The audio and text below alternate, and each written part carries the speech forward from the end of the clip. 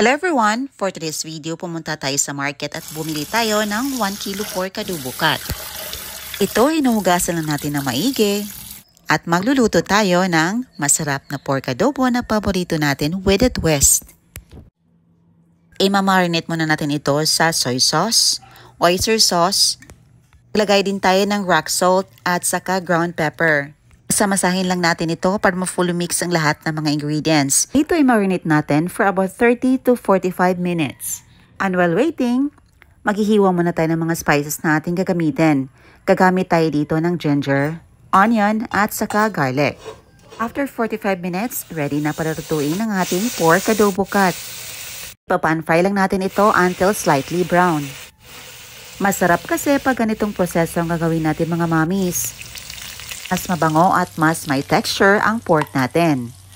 Ito na, after a few minutes, napan-fry na natin lahat at na-extract na din natin ang taba ng ating pork.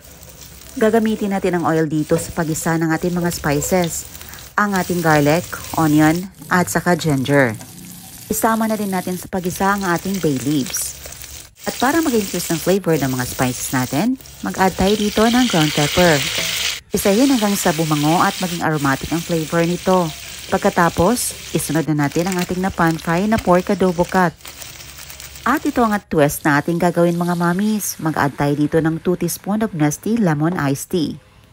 At saka idagdag na din natin ang ating marinated sauce mga mommies. I-cover lang natin at lulutuin until na maging malambot ang karne natin. Ito na, after a few minutes, malambot ang karne at naglisten na din ang tubig or ang sauce nito. Idagdag na natin ang ating sinok na dried banana blossom. Dapat isok natin ito sa water dahil salty ito mga mommies.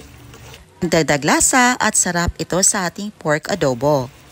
Gumamit tayo dito ng sukang puti or silver swan vinegar.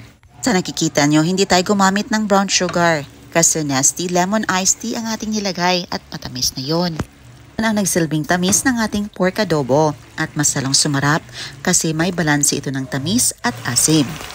Yan, after a few minutes, naging malambot na ang ating pork adobo. Ang sarap nito sa mainit na kanin.